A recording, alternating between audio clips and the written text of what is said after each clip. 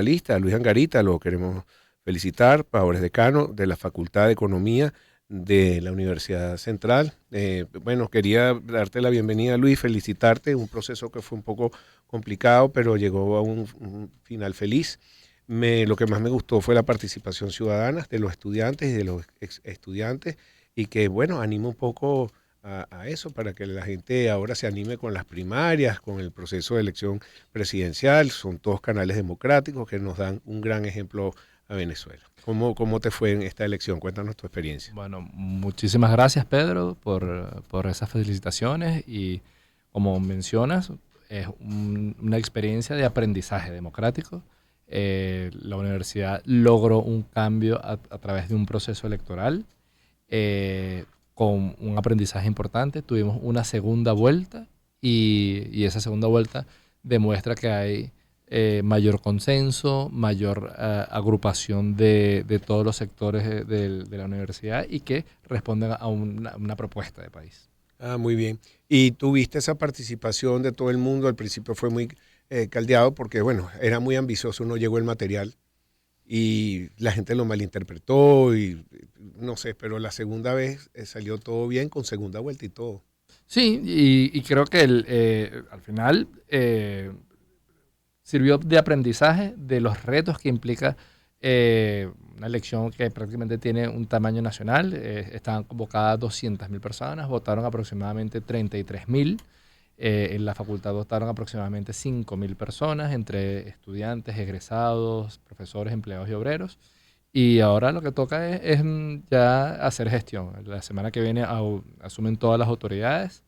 Hay un acto protocolar académico en el aula magna y ya serán las próximas autoridades que le den respuestas al país a sus principales problemas. Excelente. Bueno, lo importante es mantener también esa bellísima universidad, que no se descuide. Eso es un parque de arte internacional con unas obras que son incosteables hoy en día y nos representa Venezuela. Dígame, esa sala con los Calderes, es una maravilla. Mm. Mira, también quería hablar contigo el tema internacional. Hoy vimos algunos pronunciamientos de Putin sobre la participación de Occidente ayudando a Ucrania.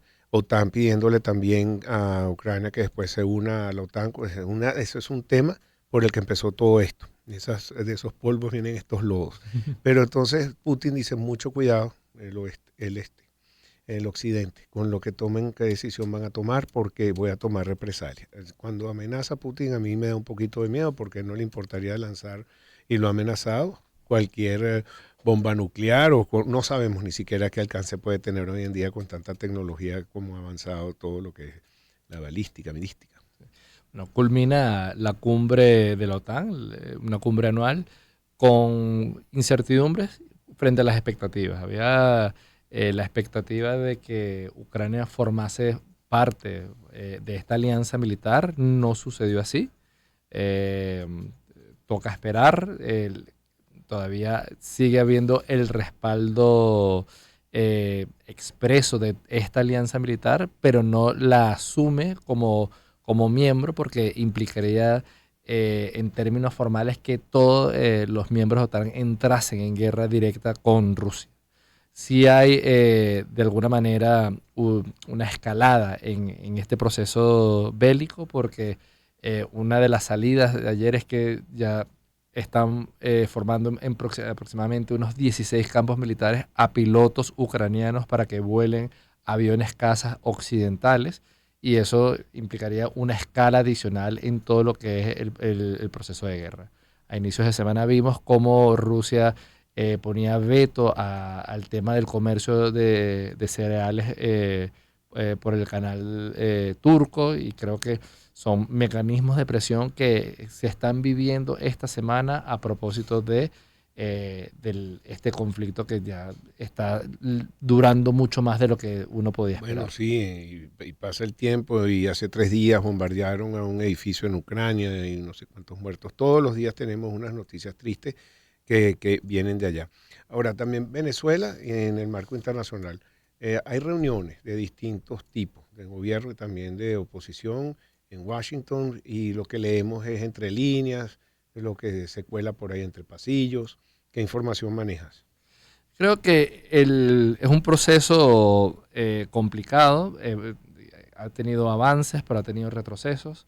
El antecedente reciente es que se acordó una ayuda humanitaria por $3.000 millones, pero no pudo ser concretada por trabas administrativas en el acceso a las cuentas.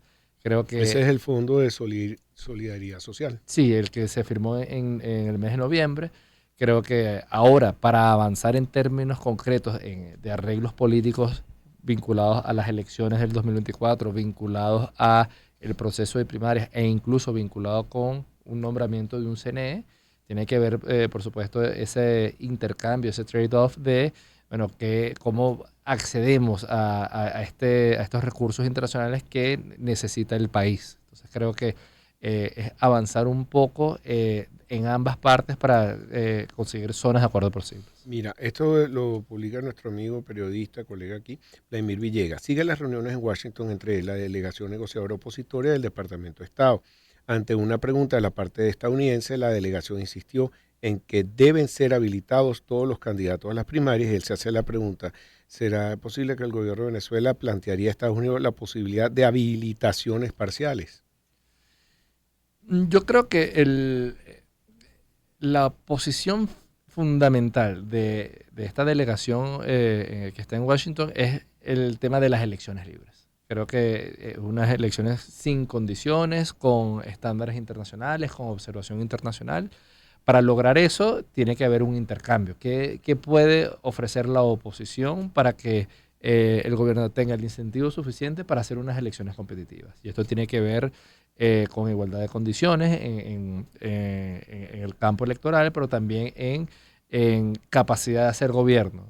Venezuela sigue tratando de reinsertarse en los campos comerciales, con acuerdos con Colombia, con acuerdos con Brasil, pero sigue pesando un sobrecumplimiento importante que le limita su interacción internacional y prácticamente sufre de un aislamiento de capitales frescos a la hora de invertir. Sí, fíjate que uno de los temas que también se trató en Washington es que están tratando de negociar si se adelantan las elecciones. ¿Por qué? Porque Estados Unidos está interesado en volver a tener relaciones comerciales abiertas sin sanciones con el país. Estamos ya Venezuela, número 7 exportadores de petróleo a Estados Unidos, pero si se adelantaran las elecciones y ganara competitivamente, el presidente Maduro podría tener esa eliminación de sanciones. Ahora la oposición dice que no están preparados. Hoy vimos un debate que es digno de análisis.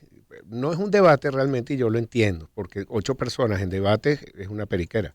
Yo creo que fue bien, las preguntas tendrían ventaja a los que lo oyeron de último y dieron una demostración al final que no me gustó, que no era de unidad. Y eso es lo que se está buscando, es una unidad entre todos ellos, que se pongan de acuerdo, ¿no? ¿Qué opinas tú? No, yo creo que el escenario que vivimos en la universidad, por ejemplo, es que la sociedad ansía un cambio. Y creo que cualquier escenario electoral va a contar con una participación incluso sorpresiva para todos los entendidos. O sea, creo que el deseo de participar políticamente, electoralmente, en búsqueda de un cambio va a ser importante. Y creo que más allá de las divisiones, más allá de las luchas internas, creo que el escenario de cambio es posible en el 2024. Excelente.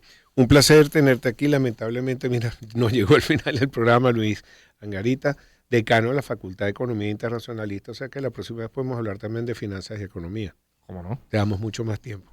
Muchas gracias. Bueno, son las 6:59, despido rapidito.